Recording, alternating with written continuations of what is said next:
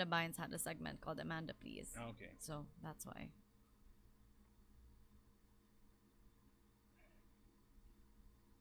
There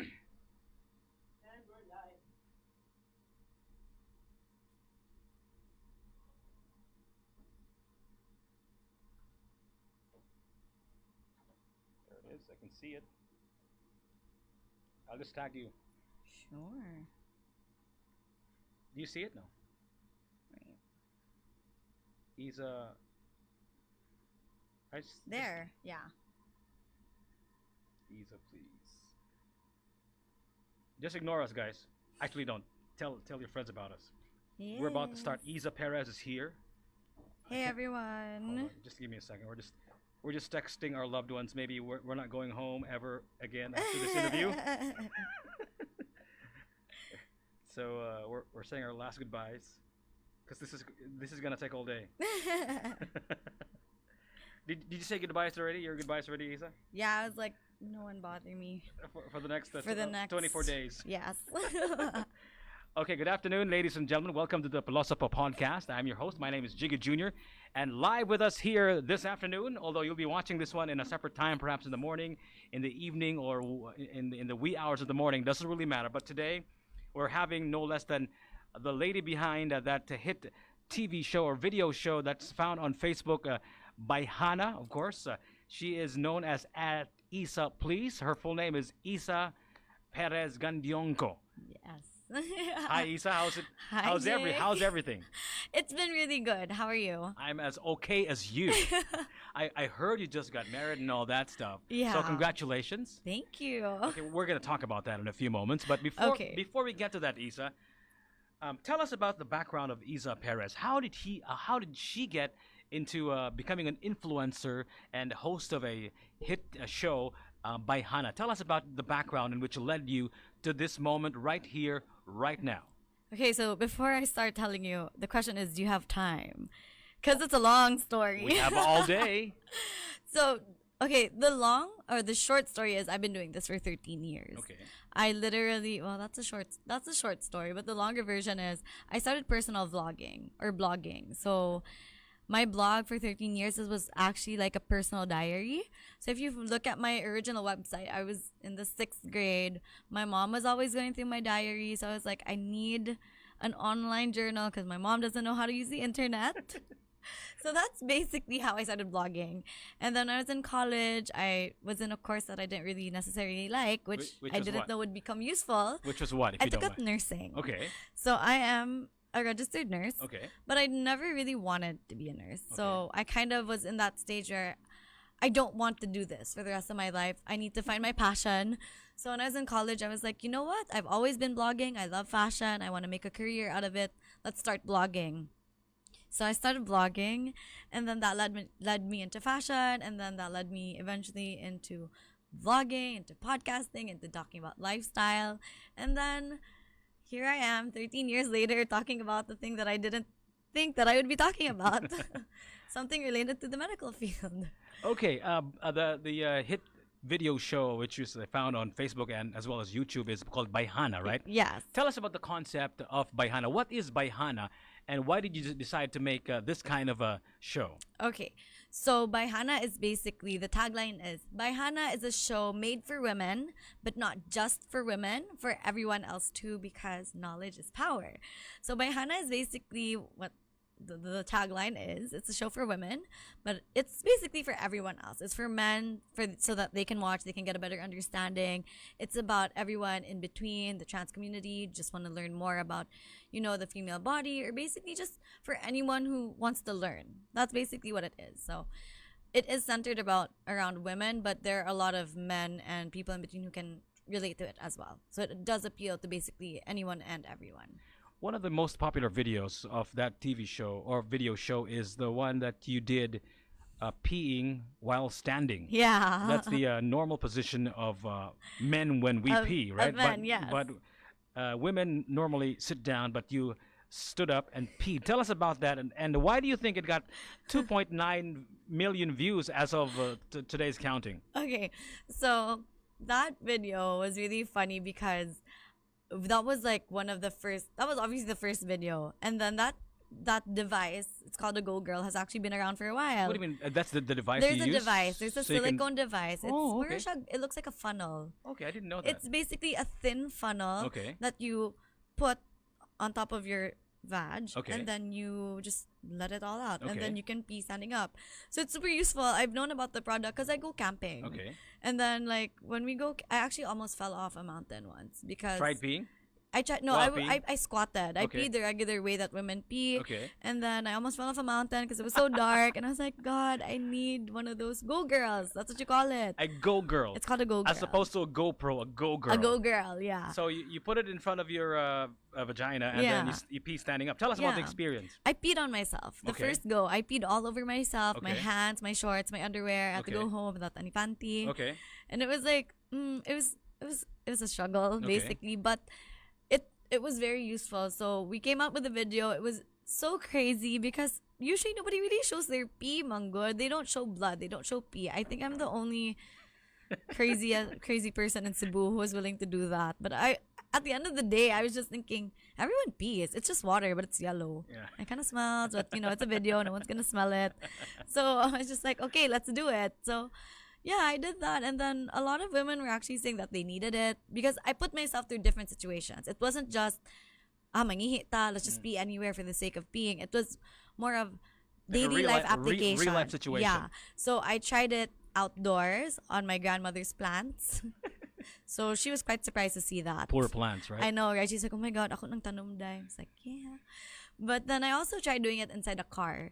What? Yeah, because most likely, the most common situation when women are stuck in traffic is you need to pee. Okay. How are you gonna pee if you're in the car? We're not like guys who can just like run out of the car and like diba, or you have a bottle ready. Park on the side of the road. Right. So women don't really, we don't get to experience that. So now that the Go Girl was there, I really experimented and I tried peeing inside a car and I was able to do it. But so. does it work? I mean, like, would you recommend that to women? And are you using it now? Yeah, honestly, I bring it with me everywhere. We're I so- haven't had to use it, Okay, luckily, but okay. I would imagine using it like Did for you- sinolo. Do you have it on you? Is that there in your bag? No, by I any chance? didn't bring it now because I had something else to bring today. Okay. But when I just came back from a trip to Palawan and Okay. Davao, and I brought it with me, Uh-huh. and I actually didn't have to use it while I was there. I'm like, wow, this is so useful. So yeah, it's kind of weird though, because like the pee smell does stick, and I do talk about it in the video. But honestly, like for emergency cases, it really is a godsend. Like I've always envied that about guys, that you can pee anywhere, and now I can't do. Aside from the video in which you're peeing standing up, which got a lot of views, there's also a video of you using a what you called a vaginal steam. I haven't actually made that video yet. But- I'm making it next week. But hopefully. I heard that you did that, or I read somewhere that you did yeah, that. I've been looking for the herbs. Oh, you were looking for that. What is a vaginal steam, and what does it do to your vagina? Okay, so a vaginal steam is, I've never done it before, okay? Okay. But basically, a vaginal steam is, it's just like a cup of coffee. Okay. Imagine there's coffee here, the steam. You just let the steam like rise into your vagina. What does it do to the vagina? It's supposed to be really good for women who have endometritis, who have really painful menstrual cycles, for those who suffer PCOS, so that's polycystic ovarian syndrome. So it's really good just for like also dealing with issues that you have in the stomach. And mind you, there's also anal steaming. So if Okay. you want to get in a video with me for anal steaming, I'd be glad to have you.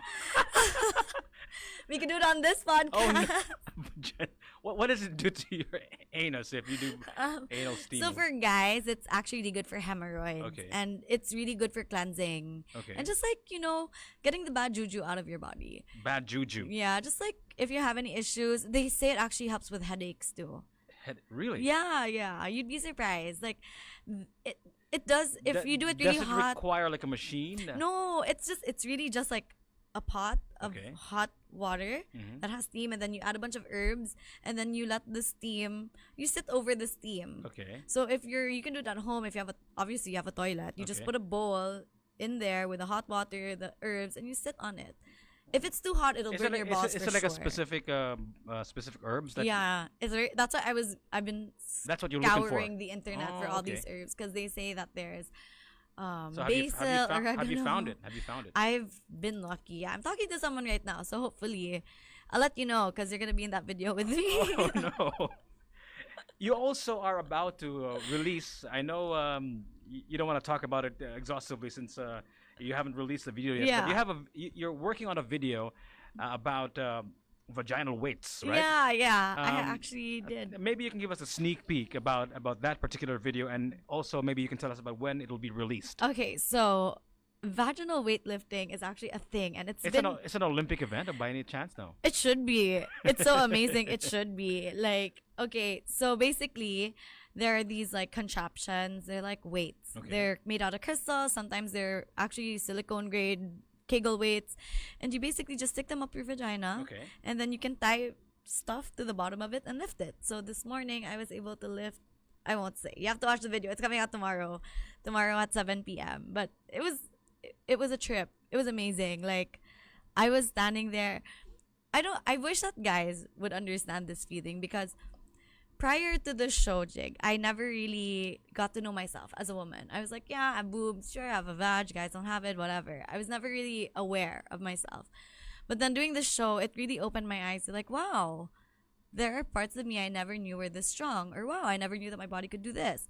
And so it really opened up my eyes, and like, it made me feel more empowered and more proud to be a woman, more than any other time in my life. And it's one of those things that makes me so excited that I'm actually telling. I can't wait to tell my girlfriends about it. I can't wait to tell my husband about it. I can't wait to tell people about it. Like, I know you probably like, I don't really know how to feel about all these things, but it's interesting to find out that girls can actually do talking that. about peeing while standing up, of vaginal steaming, and now vaginal weights.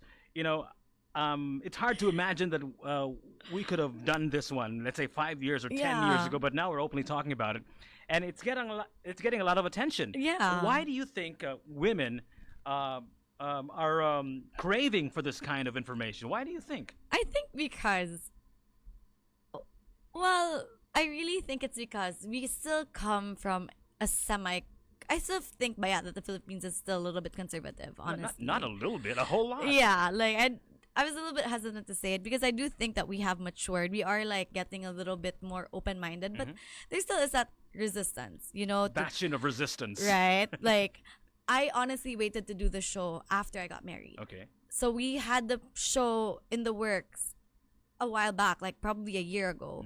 But I waited until I finally got married because I kind of had that sense of maturity. I'm not mature. My husband will tell you I'm not. But like, there's just like that sense of like, oh, she's married. She knows what she's talking about. It comes from like a tita more than just like a girlfriend who doesn't know what she's talking about. So, ing ana, and like, I just feel like nobody was really talking about it. And These we are needed taboo it. issues if you Yeah. really think about it, right? Yeah, like women are supposed to be showing their boobs. They're not supposed to be showing their pee. Wait. So you had an episode that you showed your boobs? I didn't show my boobs, Okay. but like I wasn't wearing a bra, and Okay. like I had my back towards the camera, but I had other girls touch my boobs, but they're doctors because Okay. I was doing a self breast exam. Okay.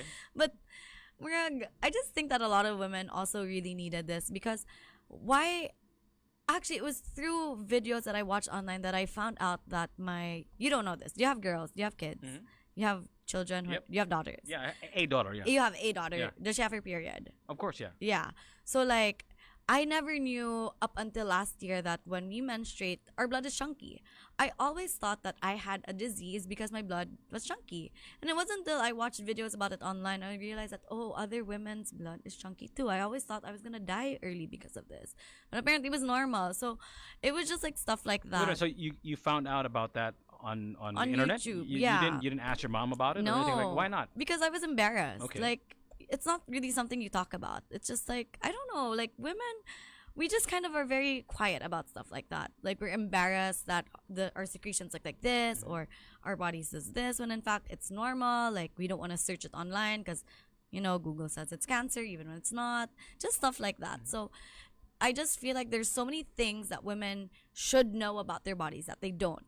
And I just wanted to be kind of that person to tell you, like, hey, you're normal. Or, hey, like, this is your body. Everyone's body goes through the same thing as well. So that's really why I decided to make the show. And there was one episode that you talked about you not wearing underwear and how it's supposed to be healthy not to wear Yeah. underwear. Tell us about that. It's good for guys, too. Okay. So you might want to consider it. Yeah, let me think about that. Okay. So, the research says that wearing underwear is actually optional. So I wanted to do a video and find out if wearing underwear was actually healthy or not. Obviously, I wasn't on my period because when you're on your period, you kind of want that extra protection. Layer, yep. Yeah. So I'm wearing a skirt. I would never like really go commando unless if I was in a skirt. But I tried it out anyways, and actually like I didn't feel sick. I didn't feel honestly. I like we're shagwa. Okay. So I'm just like, well, okay. If there wasn't really any effect, then it's better than now at least I know. But it's really funny because I feel like that video also like so people now really know me as that girl who pees standing up and who doesn't wear underwear. So I was actually at the grocery one time and an older man came up to me and he's like, "Kamuti di mamante." I'm like, "Hi, yeah, that was me." And then So tell us about that encounter with that old man. I don't want to call him old. He's just like tito Okay. levels. Okay. But he was like, "Kaila ko ni mo ikaw di mamante." I'm like, "Yeah." And he's like, "Oh, okay, good job." But like, that's just how people are. I mean, this is what I was scared of when the show came out. I was scared because I was making content like this that I was making myself a target. I was scared that people would sexualize me, because like I'm making content about not wearing underwear, about waxing myself, about not wearing bras, and just like, just weird stuff that women really aren't supposed to talk about. But I am very surprised that aside from the trolls online, which you really can't get away with, everyone that I've met has been very mature about it. Even the guys, especially the guys. If anything, like, I was just so scared that I would become a target. But men are coming up to me, they're telling me like, "Oh, you know what? I learned a lot." And then like, "Wow, Issa, you're so brave, you're so strong." And I'm like, I really appreciate it. So now they know how to treat their girlfriends better, their wives, they kind of understand it more. And it's been good. How about female sexuality? Do you have an episode about that as well, or if not, maybe we can talk about that for a while. Yeah. Tell us about how you feel about female sexuality and being able to express it as well. I mean, not perhaps publicly, but to just to be able to talk about it. Just to be able to talk about that, because that's probably one of the most taboo subject matters. Yeah. Not just female sexuality, but sexuality in general in these places. That's true. Maybe you can tell us about how you feel about that. I feel like I still do want to set that standard. Okay. When I talk about sexuality. I understand that women and men have needs and stuff like that. But I also feel like I don't want to encourage kids to be like to openly, just talk about it. Like, you know what I mean? Like, I still kind of feel like I would tell women or girls like, it's your body. You decide what you can do with it. But I'm not gonna say like, oh, just do it. I still want to set like a nice, role model figure for young women to also respect their bodies. You know what I mean, right? Okay. So I do have a lot of kids asking me about like what birth control to use and blah blah blah. So I'm not just like openly telling them, because I get private messages all the time. They're like, "At the East, can I use this birth control? What birth control have you been using? Can you talk about different types of protection?" And I'm always like, "We'll have it one day. I just need to find a really good outlet to do it, because I don't just want to be like, girls, if you're having sex, you should do this, blah blah blah blah." I don't want to do it mindlessly. I want like if a 13-year-old girl watches it, she wouldn't think of it as bastos ba. She wouldn't feel like pressured or something. She'd just be like, when it happens in my time, this is how I want to do it. I just want to position myself the way that I would also tell my children about it. So I'm just really mindful about that. So my approach for it is actually, I want to do a talk about sex and like different stuff like that when my mom is here, because she's my mom and she's had 3 kids. So she could probably talk about it more. Kaysa me, I've never really had kids, but obviously I'm married, so I can talk about that stuff. It comes from a better place ba. So I'm just very sensitive about stuff like that, because I really am conscious about the kind of image and the thought and the ideas that I'm putting out into the world, and I don't want to be a bad influence on girls also. So we all eventually think about it. yeah, most of us will eventually have it. Have sex yeah, eventually. yeah. Why not talk about it at an early stage in your life? I mean, like once you hit puberty. I mean, like in fact, before you hit puberty, this is actually one of the sort of the reasons why it's difficult to talk about it, because we don't talk about it at an early age. It's not normalized. Yeah. But eventually everybody will have sex or will Yeah. think about sex or want to Yeah. have sex. Definitely. And why isn't there a proper way of talking about sex even at an early age? And do you think we should introduce that into the curriculum in the academe at an Definitely, yeah. earlier stage in their lives? Because I think the more they don't know about it, Yeah. the more accidents Yes. will happen.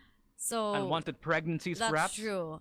I mean, I came from an all-girls school, and so I know that we were taught that. I came, and then I transferred to a co-ed school. I was taught that, and I think I was very lucky because I've never really been super curious about it because my mom gave birth to me at 19.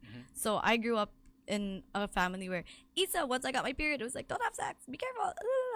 I grew up with that because my mom was so scared that I would, get pregnant early like she did. And so I don't know, like I really do understand that. I just want it to come from like a good place, like sit them down. This is what happens to your body. Because when I got my period, that's the first thing that my parents did. They sat me down, made me understand, like, once you get your period, that means that you can have a baby. These are the ways that you can make a baby, whether you want to or not. So You had the talk. I had multiple talks growing up until now. I still get the talk, but now it's more like, Issa, when are you going to make a baby? Do you even know how to make a baby? We didn't teach you well. Right? And I always tell them, you guys traumatized me for life. So now I kind of am scared to have kids, but I don't really know right now. But I'm just telling, every time they're like, Issa, give us babies. I'm like, I don't know how. Teach me. I just like to make it weird for my parents. I'm just like, you need to teach me how. Tell me again. But I think I was just kind of lucky to grow up in like that space. And so I kind of am really leading up to creating content like that for young girls. Something that parents can, if they don't want to have the talk with their kids, they can let them watch the videos. The scary part about your show by Hannah is that young girls are actually asking you questions. Yeah. Questions that they're supposed to ask Their their parents, parents, right? yeah. Why do you think that is the case? Are parents now more detached from their kids compared to before, or are our kids now more inclined to asking the internet more than their parents? What do you think is don't going really on? know, What has Maya. changed in the dynamic of the parent and daughter or son dynamic? You What do should think? tell me because you're the one who has a daughter. I don't have kids, so I wouldn't really know. I just know that kids are asking me. Okay. But what do you think? Like, I should be asking you this. But this is my interview. But but now that you're asking me that question, why do you think? I think like the internet is a place where you can get all the information Yeah. and you have all the answers there. Yeah. Why bother mom and dad about Yeah. about stuff like this, right? And yet, the reason why I created the show is because all the information is on the internet, but women weren't looking for the information. So I think, Jig, going back to everything, it goes back to the kind of relationship that you have with your children as well. Because if you create a relationship with your kid and you're like, you can ask me anything. The internet is there, yes, but unahan mo ba before they even talk about it? Or I really think that maybe the girls who are asking me either don't have good relationships with their parents, or not good relationships, but are kind of afraid to ask their parents, or it's just easier to ask a stranger.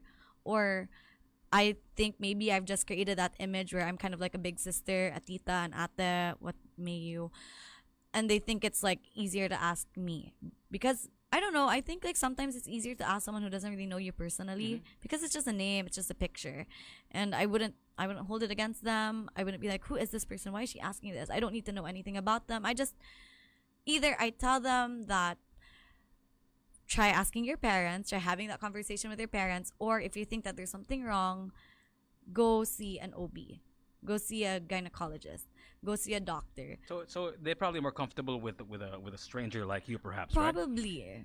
But You know- I never give out medical advice. I never tell them what vitamins to take or what medicine to take. I always tell them go see an OB, go see a doctor, because I can't prescribe medicine. Issa, back in the day, our parents used to tell us, don't talk to strangers, right? I'm sure you're familiar with this change, Stranger danger. a strange dynamic now. Back in the day, our parents used to tell us, don't talk to strangers. Now, we talk to strangers and ride cars with them. You know, That's true. with the Grab and Uber and Hype and the other services Yeah. that's being offered online right now. Mm-mm. I guess that's why people are more open to strangers now. I think um, it is all right to talk to strangers now, right? I mean, like, possibly. Are we less I mean, strange to each other now that social media is around? I mean, like, is there no such thing as a stranger anymore? Is everybody your friend? I try to like I honestly I try to take situations like this and like try to think of it both ways. Like if I was a parent, what would I tell my kids? Yeah. But also as an adult or someone who thinks she's an adult, trying to be an adult, how I think of it. But I think like the world is so much smaller than it used to be. It's bigger but smaller at the same time. Like what's the point in like being so shut off? But at the same time, like I am open to like meeting other people online. I'm talked to so many people all around the world. But at the same time, I am still guarded. I still protect myself. I still try to consider my safety first and foremost. So like So how do you protect yourself? Let's say, for example, you try to grab book a car, right? yeah. Aren't you scared that this complete stranger who's going to drive you from point A to point B is gonna Interesting because I shot a video recently about self-defense classes Okay, for women. okay. So I know how I would protect myself in certain situations. So like tell us about how you would protect yourself in a situation like you're in the car, for example, yeah, so in a Grab or a Hype ride. Go yeah, ahead. so what you would do if you're in a car, even if you're on a motorcycle, you could actually do this. In an angkas, okay. Yeah, you give them you do a rear naked choke. It's Oh, a what? a rear naked choke. A rear naked choke. Yeah. Tell us about how that That's works. like it's a jujitsu move. So what Okay. you do is you put your arm around your attacker's neck. Okay. So you put it in between, and then you kind of want to lock it, and then you go behind with your other arm, and then like you stop the airflow basically. Okay. And that basically like knocks out your opponent for like 30 seconds, and then you have 30 seconds to get off whatever vehicle you're on, lock the doors and stuff like that. And yeah, basically that's how you would protect yourself. I learned that at a self-defense class. But also if like it's obviously a game of like strength, right? Also it's important sa nga you know how the apps that you're using. Aside from that, like as a girl who has a husband who's always concerned about her, whenever I go on Grabs, I always send them like my codes, like where am I? It's easy to find me. It's important for you to know how to use the apps because they do have safety features. So they have like that SOS feature if there's ever an emergency. So I just think it's really important to like know how to defend yourself at all times. Be aware of your surroundings. You don't have to be so closed off, but at the same time, like just know how to defend yourself. I mean, So did you sort of go to school in learning that jujitsu move? I went to one class. Okay. I went to one class. So You didn't have to use that skill, right? no, In hopefully real life. never. Honestly, like it was so honestly like while I was having those classes, it's for an episode of By Hannah.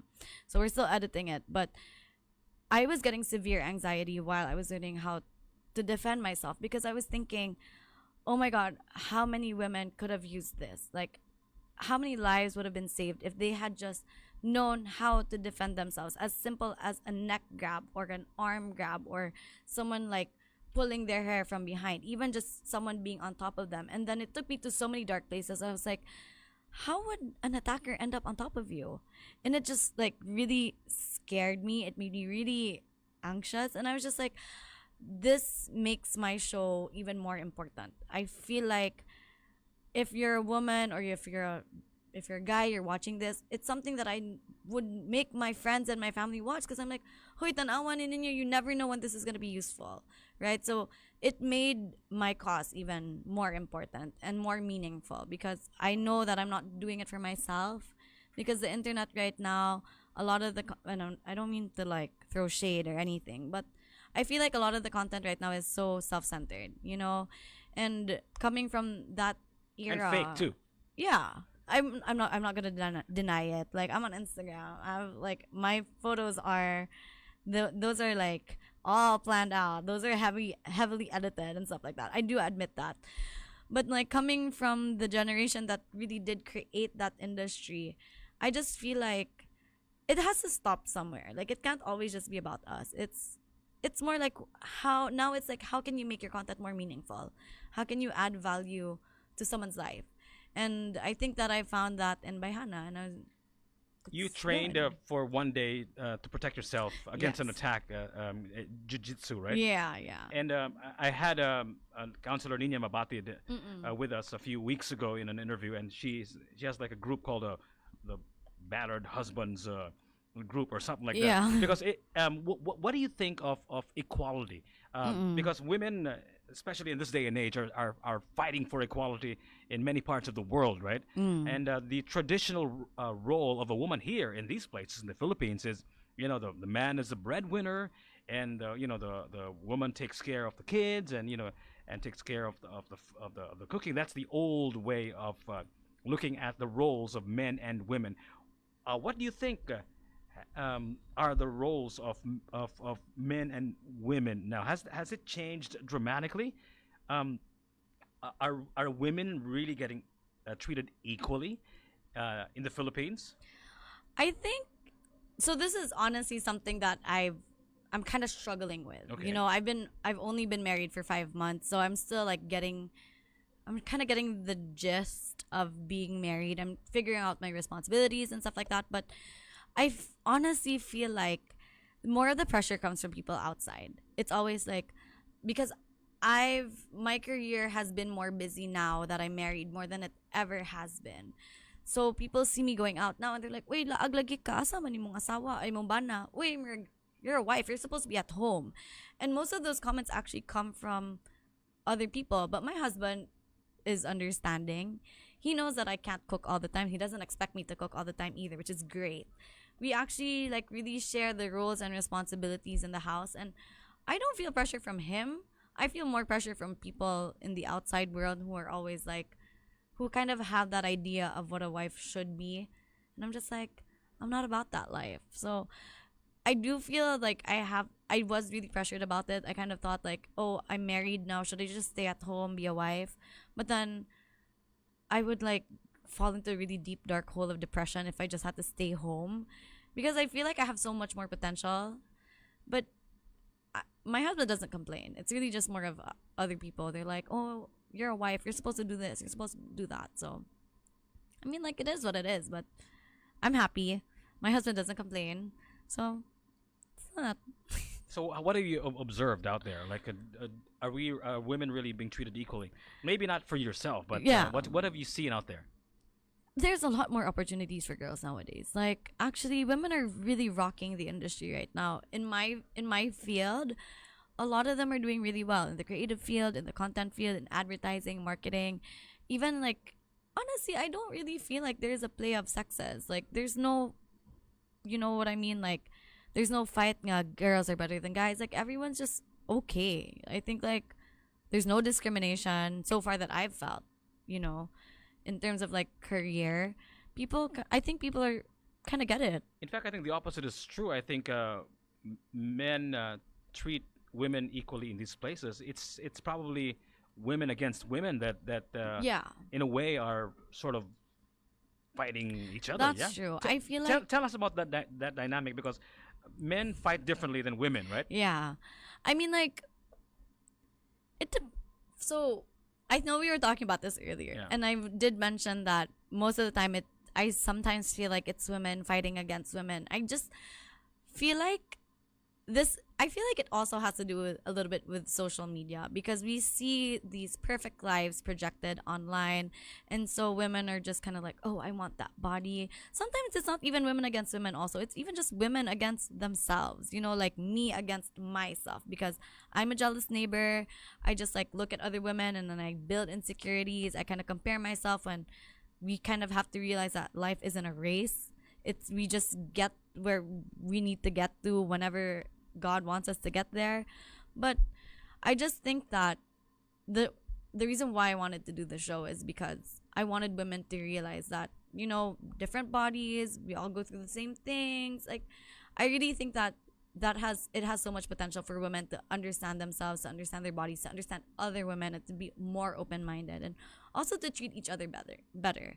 Because I think like women are more emotional creatures, so we need more compassion. We need to be more understanding, not only amongst ourselves but with other people as well. So it's just that. Women are more emotional. Is that what you said? Yeah, I think you would know. You have a daughter. How is that like?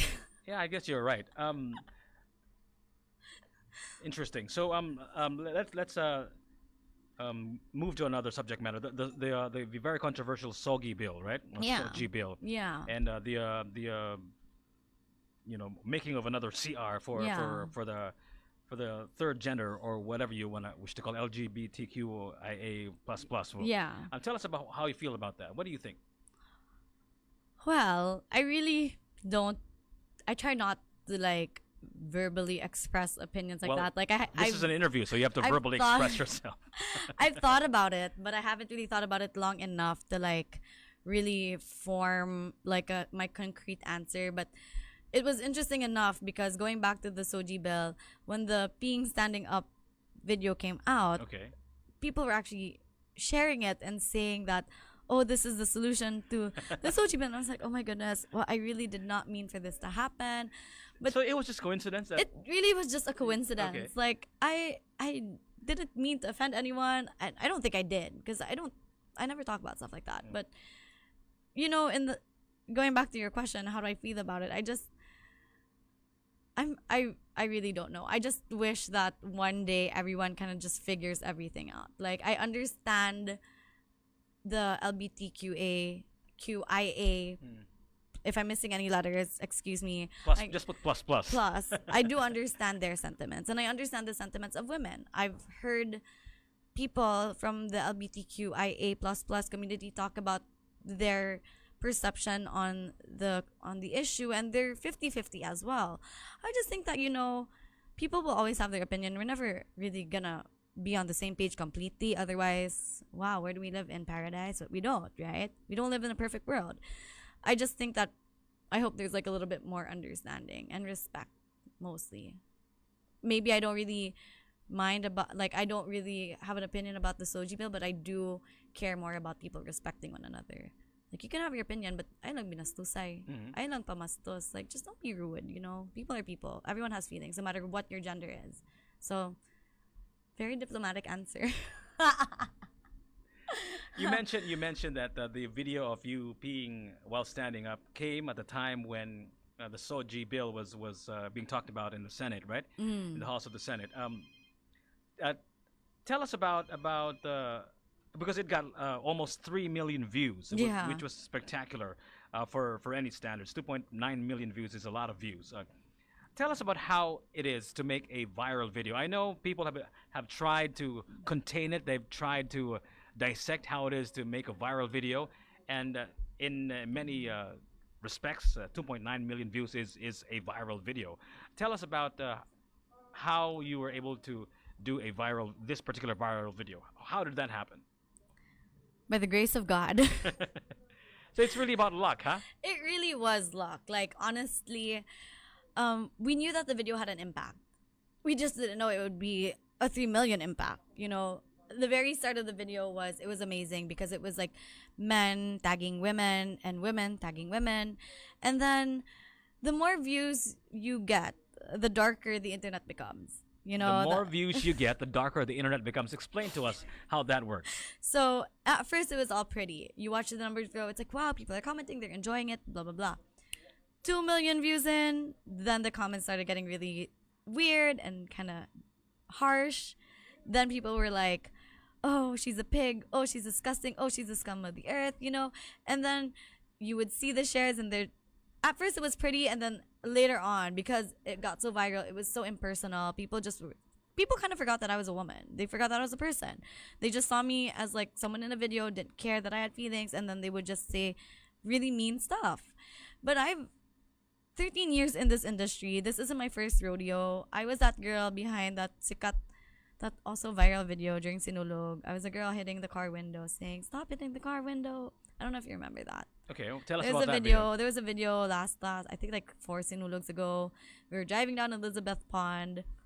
Car was being shook. And I was like, stop hitting the car window.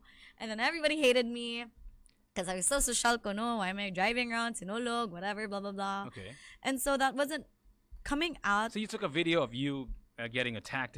At least your car was being shook. Yeah. Sinulog evening? Sinulog evening, right Okay. after our former mayor said that street parties weren't allowed, and Okay. so we were supposed to be able to drive on the road and Okay. stuff. So that video was reposted without my permission, and it just blew up. And that was the first time that I had been personally hated by the entire Cebu. Not really entire Cebu. Oh, yeah. Maybe but- half of Cebu. Maybe half of Cebu. The ones that weren't driving, who didn't have our sentiments on that night. But then, So like, that's the thing with the internet. It's very impersonal It's because very you impersonal. can hide under the veil of a different a fake identity, account. right? A Yeah, fake account, you can right? fake account. Nobody, even if it was your actual account, like, you're a You- person behind a screen. Nobody, you can't attack you personally. Yeah, exactly. Right? You can say whatever you want to say online. Anyway, nobody's gonna punch your face, right? Yeah, But yeah. if you did say that in front of them, you're probably gonna get resistance, get pushback, right? Yeah. So, So- the way we fight these days is different now too, right? Yeah. It's really with words, and sometimes we get a little too out of too much, a little Yeah. too much, especially. And I think words, especially if crafted properly, can be worse than getting punched in the face. Sometimes, Yeah, right? that's true. I mean, I used to be such well, I still am an emotional person. I'm an extremely emotional person, but I have been able to compartmentalize my emotions, like whatever emotions that if I'm being attacked online, I shut it off. Like, I really don't care anymore, because going back, like, as my video made more and more views, I made 3 million views, the comments got worse. People were saying, like, why am I trying to be better than man? That's never gonna happen. I'm like, you guys are completely missing the point. But I kind of, like, because of all the experiences I've had on the internet, I've been doing it for a while, I already know now, if it's on the internet, you have to have really thick skin. Like, don't let it affect you, because they're never gonna say it straight to your face, especially if you know that you're fighting a good fight, diba? I would dare anyone to come up to me and say, you're the worst person in the world. Nobody could do that, because I can Exactly. back myself up. Yeah, I'll be yeah. like, fight me, Uh-huh. right? Let's fight with our words, face to face, not through a screen. But nobody's actually ever come up to me and, like, said, I hate you, I think your content is disgusting. So far, wala pa. I hope it never happens, but you So know. impersonal fighting, not confrontational, not in front of each other, but on the internet through a comment and through replies and through posts. Has this made us better people? Is fighting that way? Is dealing with conflict like that making us a better people? Not really. I don't think so. I mean, there was nothing wrong with fighting. Like, if you and me, if we were friends for a really long time and then we fought, like, I would still, if I valued our relationship, I would still really want to talk to you face to face. I would sit down like adults, like mature people. Sure, we'll have our fights online, because I'm pretty sure that's how we approach the situation first. But then eventually I'd be like, Jiggy, come on, let's talk. Let's discuss this. Let's try to fix it. And then, maybe we won't talk for a while, but at least I faced you like mano a mano, right? And I think, like, people, it just depends, bitaw. It depends who your enemy is. Like, if I really care about you, then I'll talk to you face to face. But if I don't care about you, I'll just, like, never talk to you. And, it is what it is. Is your episodes on your show by Hana is getting a lot of attention. In fact, you mentioned that your pee while standing up is getting how many? 2.9 million views and counting. Yeah. And you have an up and coming video about you using vaginal weights, right? Yeah. What exactly is the show by Hana? Who is it for, and why did you do it in the first place? You mentioned earlier during our conversation that you felt like there was no place for a girl to know these things. Yeah. Why is that? Why isn't there a by Hana already? It's 2019, man. Come on. I know, right? That's the question. It's 2019, and yet it's never been around. Like, Why do you think? I just think that nobody really thought about doing it. Okay. Maybe there were some people, Western cultures, I'm sure, because I've been watching their videos for inspiration as well. That's where I get my, like, ideas from. But I just feel like Filipinos are quite late like we're ahead, but we're also a bit late. Like YouTube has been around for like 10 years now. It's only starting to really, really pick up, and so I think that people just a lot of Filipinos, honestly, they became popular by chance, Mangun. Like By viral. chance, Yeah, okay. like they made a TikTok video or nagbinuang binuang, and then they became viral, and then that's how they kind of built their careers. It was all by chance. Nobody's really just created content about something that they were. Well, I'm sure naa. I'm sure naa. Like people, like let's say Mikey Bustos, like he's really known for like Ants Canada and for like his love for music and his spoofs, and that's something he's really good at. It's a talent he's honed, but most of the people, they like by chance man ang ilang videos, or it's more like makeup and stuff like that, and that area is already a bit saturated. There's so many content creators doing videos about that, so I just feel like the internet, YouTube, and Facebook, and all of these are all made by the United States, made in the United States, right? These ideas, these videos, they all come from there. Yeah. It's really a Western concept, right? Yeah. That we have sort of adopted here in the Philippines. And obviously, it was them who became successful at it first, Yeah. ahead of everybody else. true. Do we have a fighting chance? Do Filipinos have a fighting chance in influencing the world and making more viral videos that are actually being viewed by not just people in the Philippines, but by all people all over the world? Because the world is looking at the United States. Yeah. Now, when it comes to social media, when it comes to Instagram and Facebook and Twitter and all that stuff. But do you think they'll become, or has it already happened? Is there already an inflection point in which people are already starting to begin to look at us here in the Philippines? Yes, actually. What do you think was that point when Filipinos are very talented. Like we underestimate how talented we actually are. Like in fact, last night my husband was watching American vocal coaches react to videos of Filipino rappers. And they were all saying like, wow, I've never heard anyone rap like this. Like, wow, oh my God. Even the videography, the cinematics, they were commenting they're really great. It's like American level. And like, there are so many videos where like Americans go around New York Times Square and show pictures of like Filipino models or artistas and like, who do you think is pretty? And like, oh my God, what nationalities are these? And we've done so much in like the entertainment space already that like, I'm pretty sure we just kind of already have our preferences at this point. YouTube's been around for 13 years as well. It's been around for a while, so we kind of already have our preferences. But I still really think that there is so much space for Filipinos, yeah. Especially like with Crazy Rich Asians coming up. Chris Aquino was in it. Heart Evangelistas, rumored to be in it. I'm sure people just really are waiting for Filipinos to make our crazy mark in this industry, and I do believe that we will. some people call Filipino the little brown Americans, right? Because we are attached to the hip culturally to the United States, although we have like a more, shall we say, conservative skew on things. But we really are the country in Asia that is most similar to the United States culturally. Yeah. And we sort of get our ideas from the United States. But the thing is, we live in a totally different time and age now. The United States is no longer, the Captain America that'll save the world. United States. We live in a totally different time when the superpowers like China are there. Japan, other parts of the world, Russia, and all of these things are trying to vie for leadership, world leadership, in terms of not just economically, but also as far as the perception of that nation goes. And will our Western take on things be a disadvantage or an advantage to how we are going to make our mark in the world? Because we're very westernized, we're very Americanized, if you will. Will that be an advantage or will that be a disadvantage? Because the United States, we don't look up to the United States as we once did. It is no longer the leader that it once was. Although Hollywood is still their biggest export to the to the world, to the world. But other than that, everything is not as influenced by the United States as before. I mean, like, honestly, for me, I do understand what you're saying, but I do think that Filipinos are very resilient people. Like, Okay.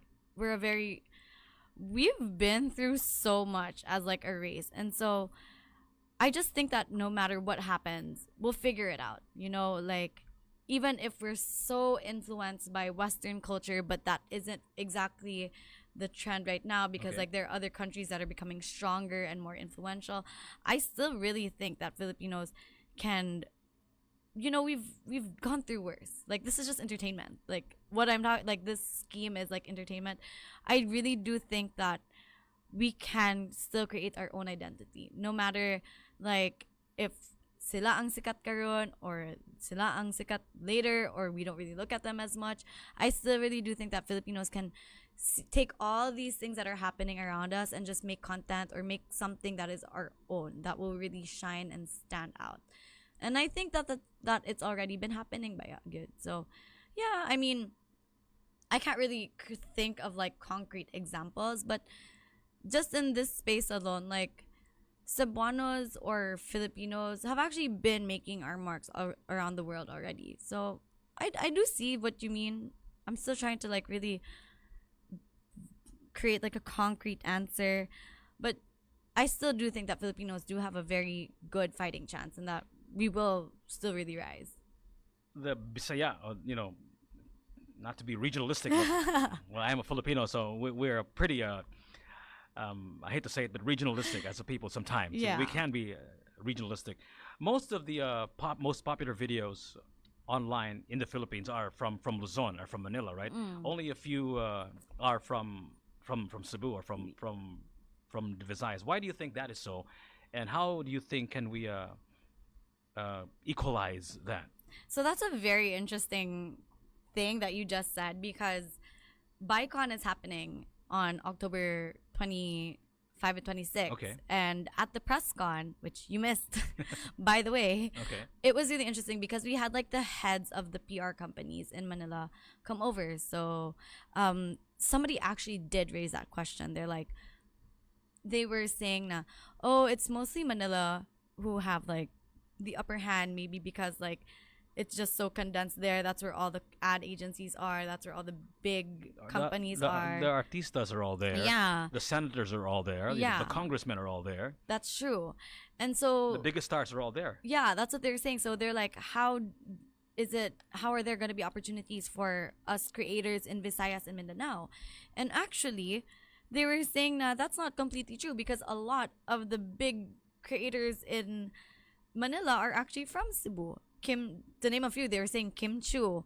They were saying just a lot of names that I didn't really recognize. I only really remembered Kim Chu, but like if they said it again, I'm like, oh yeah, I didn't know they were from Cebu. That's Mateo amazing. Guidicelli? Mateo Guidicelli, yes, he is from Cebu. And a lot of like the big runners over there are Cebuano. And they actually really do look at the Vismin market.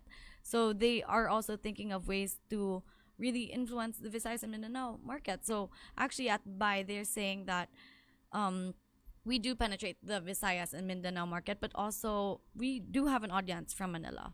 That word influencer is getting thrown out there, and people are using that in a sentence like they understand what it means. What does it exactly mean when you're an influencer? Do you have to have like a certain number of views and likes or whatnot to be called an influencer? Who christens somebody an influencer? Is that like a self declaration that I am an influencer because I influenced somebody? How does it work? I've spent many sleepless nights trying to figure this whole influencer thing out. Like, I don't know who came up with it. It just kind of popped out. But I don't actually know a single real influencer who enjoys calling themselves an influencer, because nobody wants to say I'm an influencer. I can influence you. That's so egotistical. I hate that word. Like, if I honestly wave my hand in front of you like a Jedi, you will You'll watch be this. influenced. You will watch this video forever. I think like influencer is just like the most common word they use. Okay. I never describe myself as an influencer. I've been called an influencer, but I consider myself as a content creator first and foremost. I believe that I'm more of a storyteller than I am an influencer. Like, I don't really know who's influenced to do the stupid stuff I do, right? Like, I do stupid stuff on the internet. I don't think anyone's influenced to do that, but like, But it's just who I don't know who calls us influencers, but like don't call yourself an influencer, please. Like if you're on Instagram, don't call yourself an influencer. Like There are people though who, when they say something, people, their audience actually reacts. If that person says buy this, you can actually see the sales of that particular car, for example, Yeah. or that particular cell phone rise and Yeah. go up. If that person who is quote unquote an influencer Yeah. says it. So Yeah. I guess that's what an influencer is. it isn't. Yeah, I do think, but yeah, like because it's so personal. It's different from like your traditional. Well, traditional marketing still really does work. Like I'm not gonna lie, but I'm not gonna discredit them. But there is something different when you if you've been watching me for a while and then like you say like, oh, Issa has like really nice skin, right? I don't have nice skin, let's just say. They go, oh my god, Issa has really nice skin, what do you use, what have you been using? And so you can actually say, because you've been watching them for a very long time, you know their journey, so they're like, oh, Issa's been using this product, I'll use it too. There's something different about that. So it's more of like, I get why it works. Yes, you are an influencer, but please don't call yourself an influencer. Like there's a difference with influencing people and going out there and saying I'm an influencer. It's just it's gross. You have an event that's happening very soon, the a convention. This is Yeah. a convention of influencers. Yeah. Who do you think is the most influential influencer these days? And why do you think, what makes them take, aside from Issa Please, who else, who else is, I am nothing compared to the influencers that are who going. else is influencing the world these days from these places? I really like Mimiya, so I'm gonna say Mimiya. Who? Mimiya. Mimi Ya. What is Yeah. she? What does Mimi Ya do? Mimiya is just like generally a very entertaining person. Like she's that person behind the Dalagang Pilipina challenge. The one where they go like that, Dalagang Pilipina. Okay. I don't want to sing it. It's gross. I can't sing. But like, I just think that she's a very funny person. I love her content. She's like one of the top people right now, and she's coming to the event. I really do like. I don't know if like they're actually coming. I can't say until it's final. So but why they're, do you like, what makes her tick? Because she's genuine, she's real. Yeah, she's just like a genuinely funny person. Like she doesn't need to try. Like Okay. I feel among good. Like now, a lot of people really like watching things that are entertaining. It's like I want to watch something, but I want to be entertained at the same time. I don't want something too serious. Or stupid, right? Yeah, and like, well, stupid's fun. Sometimes, like if it's funny, kind of stupid, but then educational at the same time, then that's okay. But if it's just stupid all the way, then it's like I don't even know what I'm watching, right? But I think like Mimiya is a very entertaining person right now because she is smart. Like she's smart. Is she from Cebu? No, she's from Manila. Okay. But she's coming to Cebu for ByCon. Well, so what does she normally talk about? Like any random she talks stuff? about like fashion. She even tried out chemistry. She shopped with Heart Evangelista. She shopped with Alex Gonzaga. Like she interviewed all the artistas during Star Magic Ball. She also talks about like, I like the image that she projects, Manggod, because she's with these fancy people, but she's not trying to level with them. Like she's just being a genuinely funny, entertaining person, and I Okay. think that's a really good trait to have because I'm really like, there are a lot of influencers, Manggod, right now who try to like fake it till you make it, and I'm really against that.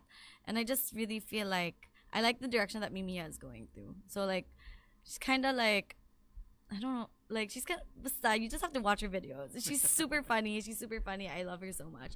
And there are a lot of big names coming, like Ray Hermark, Kimboy Feliciano. I think Bogart the Explorer is coming also. So there's like a lot of influencers coming. So I'm really excited about that. You should go. Yes, of course, I'll be there for sure. We have so many things to talk about, Issa, but one of the things that I really want to talk about as well is this whole Me Too movement. Yeah. Right? I'm sure you're familiar with that. Everybody's talking about that, Mm-mm. and the some people are even saying that the fight for equality has gone too far. In fact, it's difficult, for example, for a man to defend himself if a woman accuses him of some wrongdoing, which happened like 10, 20 years ago, and it's really a he said, she said kind of thing, right? Yeah. What are your thoughts on that? And we have a lot of people watching us, not just here in the Philippines, but all over the world, Yeah. who feel strongly about the hashtag Me Too movement. Well, I don't really know like all the details behind the Me Too movement. Like I've heard of it, I've encountered it, but mostly it's you're talking about equality, right? This is something that me and my husband have talked about a lot because I have been asked like, Issa, with my Hana, do you consider yourself a feminist, right? And I always say like I'm more about like equality or like fairness. I'm human enough to admit that there are things that I can't do that I depend on my husband to do. I'm not like some crazy woman who says, "Oh, I don't need a man in my life," because I do. Like I depend on my husband so much. I need him so much, and I'm human enough to admit that. So I don't want to kind of create that image where like women are better than men or we don't need men. People need each other. So do you think that men and women should be treated equally, or should men and women be treated differently? I mean, like for example, do you think that the jobs that most jobs that men can do, women should be able to do as well? Because women are playing boxing now.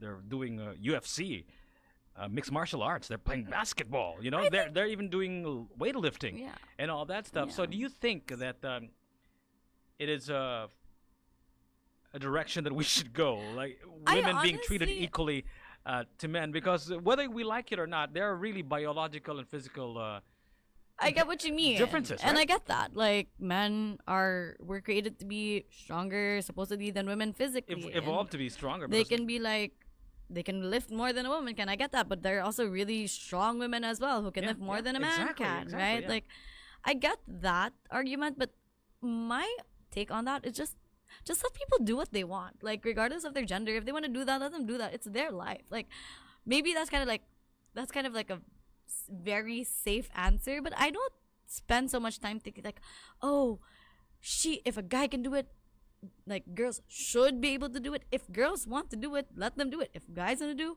things that women want to do, let them. But then we have to be honest and say that there are things that men physically can't do that women can do, like give birth or breastfeed. There are things that men can do that women can't do, which is you can't make a baby without a guy, right? So like let's just be honest about it. although there's artificial insemination, that's Yeah, another but where story. does that come from? It still comes from another guy, Exactly, right? exactly. Like I just I don't know. I just think like people should be able to do what they want. It's not like it shouldn't be because a guy can do it, a girl Well, should do it. a lot of that is know? dictated by culture, of course. Yeah. Yeah, I just think that's a little bit too extreme. Maybe I'm not there yet. I don't think that I'll ever get that extreme. I really like say, oh, women are better than men. I don't think that. I think we all need each other. We can all coexist, be happy. I've been here for a while. I've never said I don't need a man because obviously I need a man because I have a husband. I need my dad. It's just that I don't understand. Like I don't really understand like that extremeness. But Because what's going to happen is people are people. is if this feminism movement becomes very successful, and it goes out of its head, then the men's movement will follow after that. Yeah. Hey, men are going to fight for equality now because women are taking over the world. So I think I think Yeah. I'm seeing the end game of this whole feminism movement, and I think what's going to happen is women will rule the world, and it'll be men who will be fighting for their rights in the future. Yeah, don't you think so? I mean, the way that this is going. I just, they have their own fights that they want to fight, but Okay. I'm still in this space where, like, we can all coexist. Yeah. Like, I've never, like, I don't know. I just want the world to be a better place. If I just want everyone to have equal opportunities. I'm not, like, all about that, like, women. Like, I do respect both sexes. I think we can all grow together, grow peacefully. We can all work together to make this world a better place. Like, I can't say manggod nga I'm all about like just women because I do really I wouldn't otherwise I wouldn't be doing this on a platform where there were guys. I just create my own network just for girls and stuff like that. But I do appeal to guys also. And like what if one day I do I think I put something. Like what if one day I have a son? I'm not gonna mistreat him or treat him differently just because he's a boy and I would have wanted a girl, I still like, I really just think that we can all grow. It's all about collaboration rather than, more than it is. You're talking about how to make the world a better place, and we should Yeah. all just make a world a better place. What do you think? What does Issa want to do to make this world a better place to live in? I just, first of all, knowledge. Okay. I want it's awareness, really. Like, in terms of, like, I don't know how to say this, but like, I do think that spreading more awareness is the key to it. If we don't really understand each other, it's because there's a communication gap or there's something that you don't understand, obviously, because we're not on the same page, right? But if I talk to you and if I explain it to you, if I spread awareness, then we're going to break that barrier. And it will become easier for you to communicate with me and to other women as well. Same goes for, like, I don't represent the trans community or any other community other than women, but like, they also have their own issues. And I've heard them explain things to men who didn't understand it, and they're like, wow, I understand it so much more now. And then now there's this understanding, there's less arguments and stuff like that. So I do think that the most important thing is to start with awareness. And that's what I think that the show does bring. It's awareness. It's like, maybe not with the peeing so much, but like, yeah, you get the point. It's hard for us to pee anywhere. But even like with menstrual products, like, as easy as menstruation, guys don't seem to get it. They don't understand the struggle that we go through. And even the show, as lighthearted as it is, they see that it's hard because, like, we have to stick things up our holes. We need to deal with, like, can you imagine bleeding every month? It's kind of hard. Yeah. Right?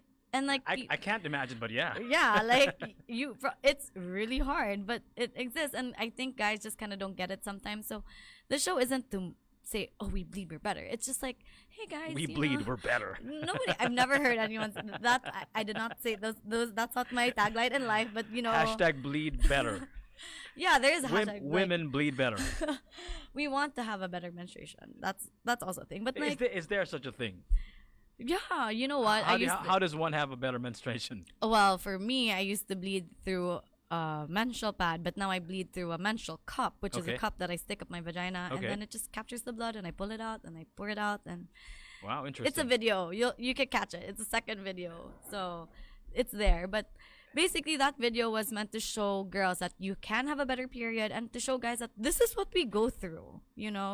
All these issues that you talked about, like I said, it would have been impossible to talk about 10 years ago. Yeah. And in fact, in some corners out there, I'm sure we're going to get lots of pushback, a lot of pockets of resistance, because we are still, after all, in a very conservative society, right?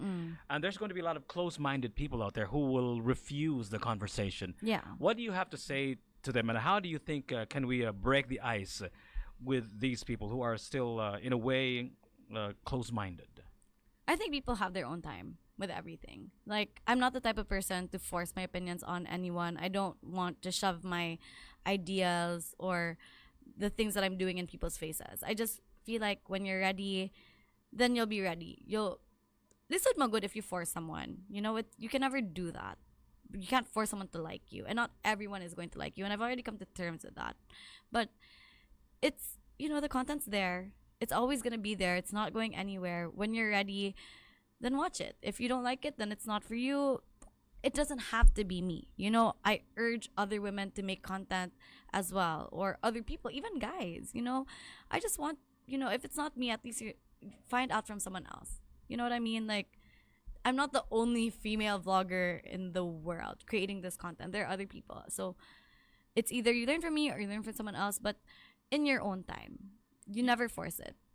You have been doing, speaking of time, you've been doing this for you mentioned 13 years, right? Yeah, it's been a while. It's been a while. So you can't not love what you're doing if you do it for 13 years. What is it about vlogging? What is it about being in social media, on Facebook, in your case for Bayhana, that Yeah. has kept you going for this long? 13 years, that's a long time. It is a long time. What has kept me going? I don't know. I think it's just that I just have so many things in my head. Okay. I think, like, I've always been the talkative type. I've always been the storyteller. I've always been writing. I've always just created content, whether I was working regular jobs, I handled a business, I was still doing content, whether it was blogging or vlogging. So that's something I can't take out of my life anymore. And I love it so much. I finally decided to just focus on content. And honestly, it never feels like work. And I can be up until 3 in the morning editing videos and I'm still happy.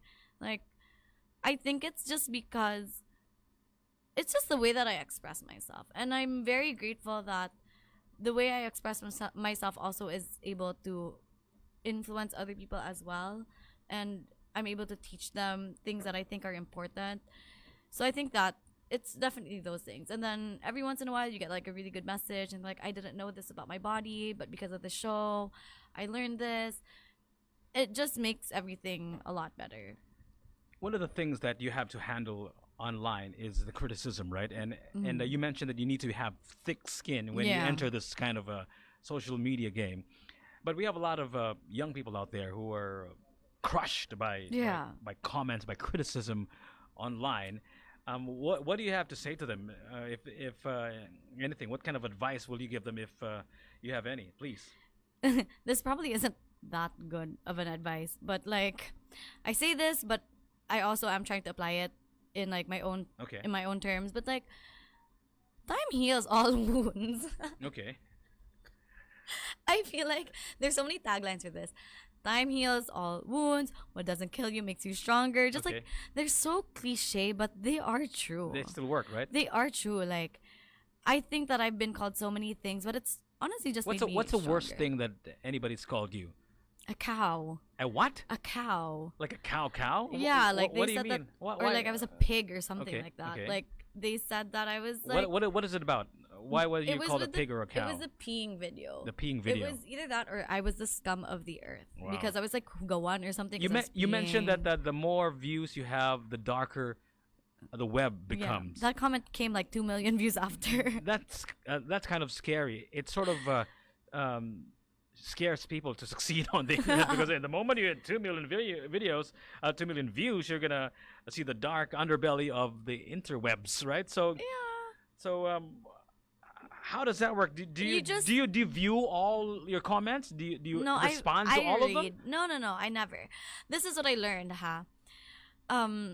which I learned a really weird way because I also got I've been bashed like so many times online. Like, it's crazy the amount of times that I've been bashed. Like, I've been told like you should go kill yourself. Okay. I've been said stuff like that. But what I realized is that people do this online and it's really stupid. I don't understand why people online do this. They say mean things to you to get your attention.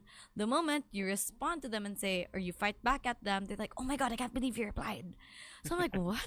You had to say something that mean to get a reaction out of me. You could have said something nice and I would have replied either way. They just try to get a reaction. They just really want to get a reaction out of you. So I have learned to just filter. I read every single comment that I get, but I don't respond to everything. I've learned that I would rather you attract the kind of energy that you want. So if you only respond to good comments, of course, not everyone's going to give you a good comment. But, you know, like, tagdon pa man mo ang bad reactions or comments, right? Like, I wouldn't want to breed that kind of environment. So I only reply to good comments. If I read a bad comment, it might sit with me for a while, but then I kind of realize, like, where is this person coming from? Like, they're probably like, if they don't get the point, it's because they're not smart enough, and I feel bad for them, honestly.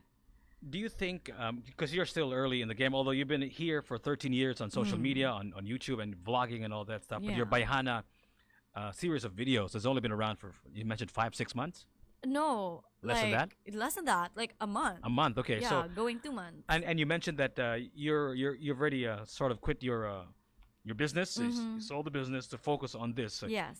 Would you recommend this to aspiring vloggers and content makers out there in Cebu or anywhere in the world for that matter to just drop everything and focus on making videos online? Would you recommend that? If I'm being completely honest, okay, I would say no. Okay. No, like, my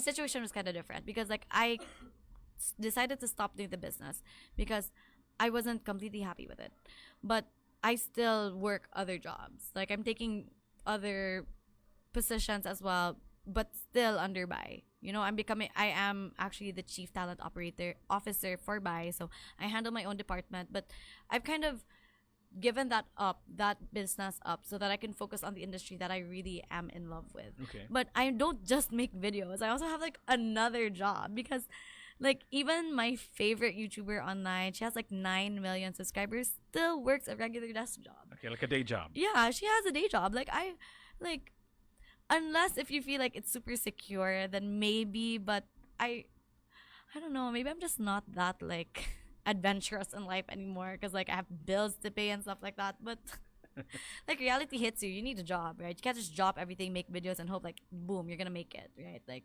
let's be honest, like life doesn't really work that way. So I still, if Baihana eventually allows me to just focus on Baihana and create so much content for that, then maybe I'll stop doing everything else that I'm doing. But in the meantime, I still work a regular job, and I'm happy with it. The thing is, in the Philippines, anything on the internet is perceived to be quote unquote free, right? So they don't want to pay for anything. But the truth is, we also have lives. We also have bills to pay, like you said. Yeah. And if we don't get paid to feed our bills, Yeah. we don't get to do this. Yeah. For example, this show, Yeah. we're lucky that Dessert Factory is sponsoring our coffee and our cakes. Thank you so much, Dessert Factory.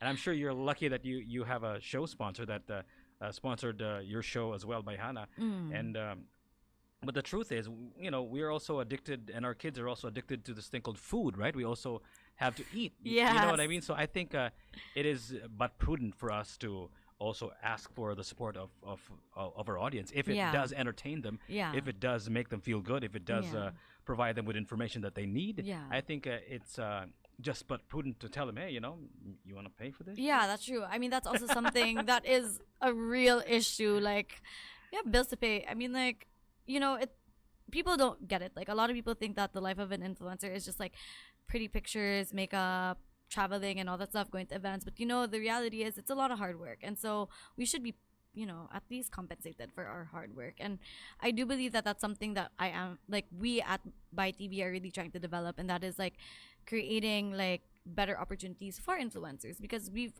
personally, for someone who's been doing it for a while, I kind of understand how the business works. And a lot of influencers in Manila and even here are compensated for the work that we do, because it is still a real job. It's not just like a hobby. For some people, it's like their bread and butter, and they are able to live lives, like real lives, off being content creators. But for the ones who are like a little bit new in the industry, or kind of having a hard time, I think that's what we're trying to develop right now at By. What are the biggest advantages? And I think one of the biggest, or a few of the biggest stars on social media are those that come from television, right? Like, I mean, they already have some FaceTime on the traditional media and are just extending themselves on social media. Yes. Very few of them, I don't know if you can mention any, started on social media and became TV stars. I don't know if what's that guy's name? Alden? I didn't. No, it's actually Maine Mendoza. Maine, was she like a product of the internet and became spotted by people? But very few of them are that. Most of them come from television. Yes. And they migrate, or at least extend themselves to the to interwebs, social to social media, right? So, but here in Cebu, we don't have an entertainment industry to speak of. At least not yet. We're still in the infancy stages of that. So it's kind of difficult for us to start from that going to this, right? Actually, Malaya, who is the forefront, which she's like the first person on By TV. Okay. She had a show called Hi Malaya. She actually started on social media. On social media, she came up with the show Hi Malaya that's released under By TV, and now she's actually the host at Itbulaga. Okay. So she was actually able to turn over, and that's something that we're really trying to develop at By. It's creating like entertainers or just like content creators. So we have right now, it's Malaya, it's David Kua, it's Alam Garcia, and then there's me, and we're really working hard to create more, to give content creators more opportunities for them to be seen. Is being spotted by a TV show and host a TV show a good thing? Is that a good thing? It depends, if that's what your goal is. If you want to, is that the goal of most social media influencers? Not Is their really. goal to become spotted or get spotted by a like TV network, for example. And Not then- really, not necessarily. because the opposite is true in some parts of the world, in radio especially, because most of the people who were in traditional radio are now on internet radio. Yeah. You know what I mean? It's the opposite. Yeah. It's them migrating to a different medium.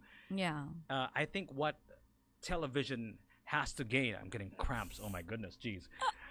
That's how long we have been talking. I think we need to wrap it this up because I think I need to go to the emergency room. I'm just kidding.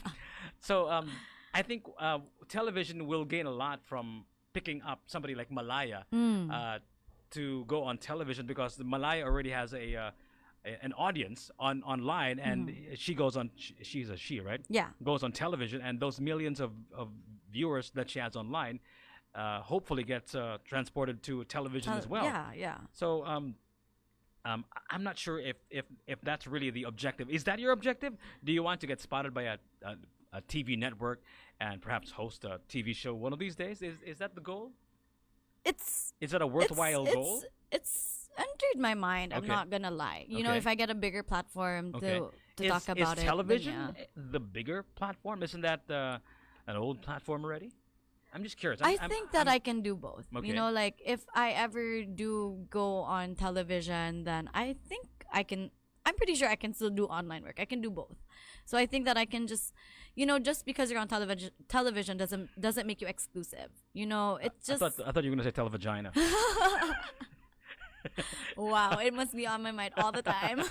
Go ahead, please continue. But Go ahead. like, I don't think that there's exclusivity. You know, I really do believe that you can do both, because people like Chris Aquino, she's still on TV, but she still has her web series. She still has her internet show. So I think that I can do both. I mean, I've never really given so much thought into But so that's not the moving. end game. I mean, that's not the goal, Not right? really. That's just maybe like one of the. It's just like a perk, Okay. you know, like if it would, if the money's there, sure, why not? I still need to feed myself. But, like right now, my goal is really just to spread awareness. And I think like I do have bigger goals than that. But right now, it's just to really, women's issues, right? yeah, it's really just to really see how far and how many people I can help through this show. And if it brings me to different places, then I would be very grateful. But the work that I'm doing right now, I'm very, very happy with it. I think you're doing an incredible job talking about stuff that nobody's talking about online.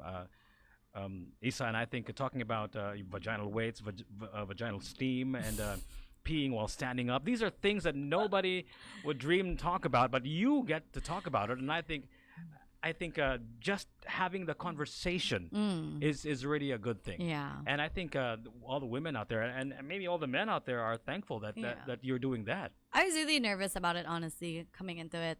I really had to sit down with my husband and ask him, hey, I'm going to be doing this. Like, this doesn't just affect me. It affects you too, because I don't want him to be embarrassed by me. Like, I'm pretty, like, I was also a bit concerned of what people would think when they would see him. I didn't want them to say, oh my God, it's his wife, like, peas standing up, I was also kind of concerned about that, like how they would perceive my husband. I know it's still early in the game, so how's it so far? How's the pushback?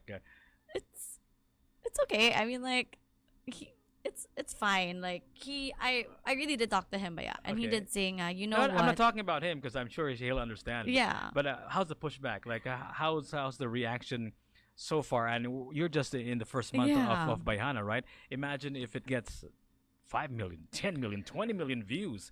I think the web, like you said, gets darker and darker the more views you have, right? The interesting thing is, I think people actually don't recognize me. I Okay. think my face changes, like, Okay. from the internet to real life. Except for that old man. Except for the old man. Like, I don't know how he was able to recognize me, but I walk around Ayala. My life has not changed in any way. Okay. Nobody recognizes me. Okay. So I'm like, maybe I look different. But you don't want to be the girl that forever will be associated with not wearing underwear, right? I don't mind, like, it is what it is. I put it there. I should have known if I become that woman. I don't mind, but I think that I'm going to do a lot of greater things But than that. but you're wearing underwear right now. Yes, right? Okay. I am wearing underwear right now. So you're not convinced yet that not wearing underwear is the way to go? I mean, it depends. I'm wearing a very short skirt today, so I am you can't wearing not. underwear. Yeah, Okay. like, I have to be smart about it as well. Are there days that you don't? Yeah, sure. Like when I'm wearing gowns, or like when Okay. I'm wearing a certain dress, or like pants. Okay. That look better without them, then yeah, Would I'm you- not would like you- would so you, closed would, off would about you it. be insulted if you went to a party and you're wearing a gown and somebody approaches you like a complete stranger and ask you, Issa, are you not wearing underwear today, right? It's Wo- happened to me, but not strangers. Okay. Like sometimes, wait, I think it has happened Because to a me. lot, I'm trying to ask you this question because some women are overly sensitive about Yeah. about stuff like this. Yeah. And what's your propensity for being asked questions like this? Do you have like a high tolerance for weird questions, or not? I don't get Are you offended. oversensitive Like about I it? don't. I don't think that I'm oversensitive about stuff like that. About stuff like that, yeah. Yeah, I'm just like, I understand, Mango, that the videos I put out, I did invite it because in that video where I'm not wearing underwear, I actually do say to people, "Do you want to touch my butt? Mhm. I'm not wearing underwear. You want to touch it?" Okay. So I am putting it out there that I'm okay with people touching my butt because if I can hear. Oh no, I think they're gonna shut us down. But I did say that in the video. So I understand that if people saw me and asked me, Issa, are you wearing underwear? It is because of the way that I was acting in the video. Okay. I was welcoming to it. So, So you're asking for it. yeah, I was like, hey, I'm not wearing underwear. I was telling everyone in the office, hey, I'm not wearing underwear. Do you want to touch it? Hey, feel my ass. I'm not wearing Okay. underwear. What if you're wearing a tea bag? They're gonna have to touch somewhere closer to the. Right now, like I am not a fan of thongs. Like I'd rather just not wear underwear than wear a thong. I'll be honest about it. I like my granny panties, so Okay. I'm fine. But when I go to parties and I'm out in public, people actually do say, Issa, are you wearing panties or not? And I go, you want to touch it? If they're my friend. Okay. If I don't know this person, then you say, are you wearing underwear? I'll be like, yes, yes, yes. Or I'll just say, yeah, safest answer, yes. Thanks for asking, yes. So I'm like, I can't be offended by it, Mangood, because these are people who watch the show. First and foremost, I'm just glad that they watch this show. I really appreciate that they spent 10 minutes of their life watching me not wear underwear for a week. So the conversation with your husband about the show, was it like a Yeah. long conversation? It was a very short conversation. I was like, hey, are you cool with this? And he goes, I understand why you're doing it. You're not disrespecting your body. You're being educational. I support it for as long as you know your limits. So obviously, I'm not gonna be showing that part of me. I'm not gonna be nude ever in front of a camera. I know my limitations. So I always show him the shows before their launch, and he understands it. He gets it. So he's very supportive. You have been doing the show for barely a month. Yeah. You have been in social media for 13 years, but you've only been married less than a year, right? Yeah. Tell us about that experience. How does it? What does it mean to be married in 2019? To be a married woman in 2019? I keep getting asked this question, but yours actually, the way that you formatted your question is a lot better because so far it's always in how's married life. I'm like, I don't know how to answer this question, but I think that my life really hasn't changed that much, to be completely honest with you. And I don't know if that's a good thing or if it's a bad thing, but Maybe because you don't have There kids wasn't yet. so- You don't have kids yeah, yet. Maybe there- that's there- why it hasn't changed that much yet. true. And there wasn't so much of a transition because, quite honestly, like me and him were already living together Okay. before we got married. Okay. So we did have that period where we're kind of over like the honeymoon phase right now. Now Mhm. it's like real stuff. And being married, I think right now it's I'm honestly very lucky because I don't know if all husbands are like this, but I'm not required to be a housewife. And that's the one thing that I am so grateful about. Like he doesn't have this idea in his head now. I go to work, when I come home there must be food on the table. He understands that I have my own dreams, I have my own aspirations, and there are things that in this world, in my life, that I want to do, and he's completely understanding about that. So I think that I don't know if all husbands are like this. I hope they are, but if they're not, then I think that I got really lucky because I've never had to give up my dreams for it. I did maybe get reprimanded because like I probably wasn't doing it the right way, but he would always guide me in the right direction. So he's really like a partner. So I don't feel like we're not equal. So I'm very lucky for that. We have a lot of women watching this interview right now, Issa, and I think the team has some stuff to do. And they told me earlier that they need to Yeah. wrap this up earlier. And I think we've been talking for over an hour now. Yeah. And people are calling you as well. Is that the husband? Yeah, my already? husband's calling me. You wanna pick that up and No, it's okay. and answer this phone call live in No, front of it's everybody. okay. Okay, what's his name again? Paolo. Paolo. Hi, Paolo. And Hi. we're doing this interview with. I'll call you back later. Okay.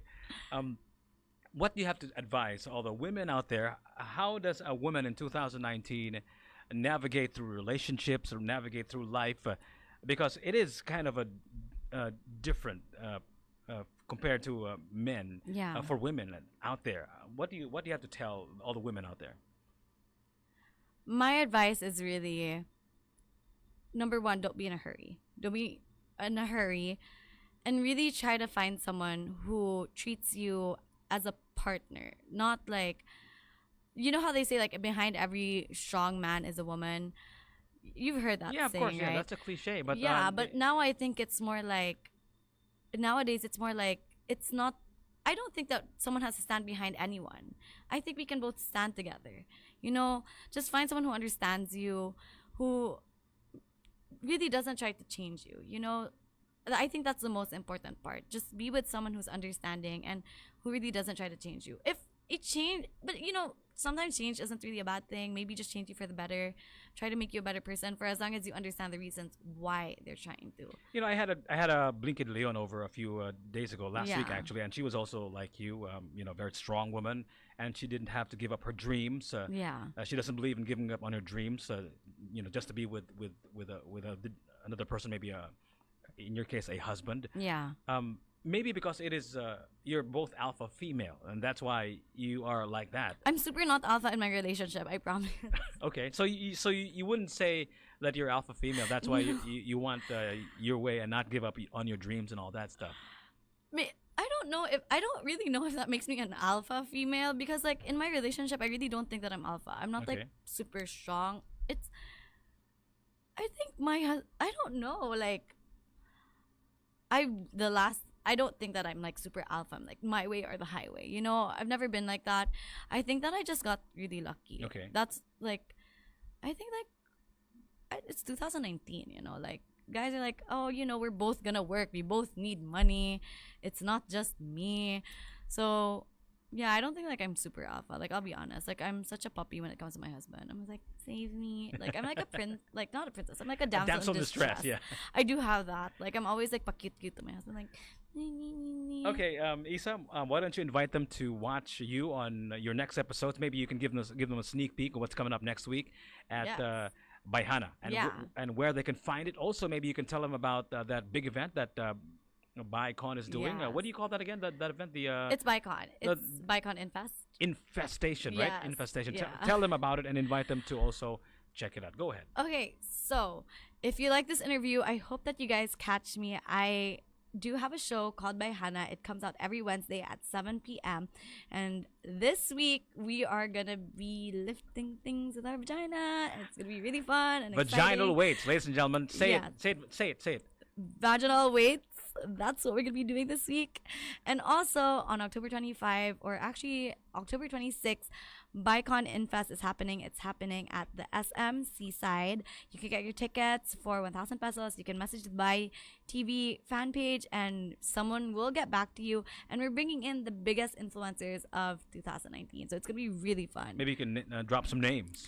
I know that Mimiya is going to be there, Kimpoy Feliciano, Ray Hermar, a lot of other vloggers from Manila are coming in. I don't really remember all of them, but there's like a really big list, and the list keeps growing and growing. So you just have to follow the Buy TV page and find out who the biggest or who the newest. So this is a convention. What goes on in this particular convention? There's going to be a lot of like activities going on, like talks. I know that Irwan Yusuf is also coming. I can't Okay. believe I forgot him, but Okay. Irwan Yusuf is actually coming. He's gonna have his own talks. There's gonna be other influencers that are gonna have like their own segments. They're gonna dance, they're gonna sing. They're just gonna do what they do best, you know.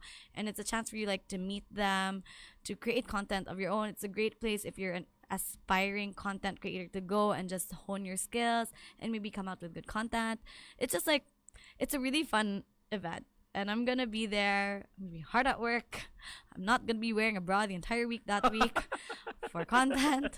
So, yeah, it's gonna be fun. That's going to be a lot of fun. Once again, check her out at the Issa Please. Yes, I'm Issa Please online. As well as the show. It's called By By Hannah. Hannah, yes. It's on Facebook as well. Yes, under By TV. And on YouTube. Yes.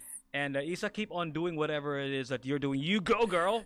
Thank you. Thank you so much, ladies and gentlemen, for watching this episode of the Pilosopo podcast. My name is Jiggy Jr. My guest, of course, is Issa Perez Gandionco. Thank you so much, guys. And you take care, all right?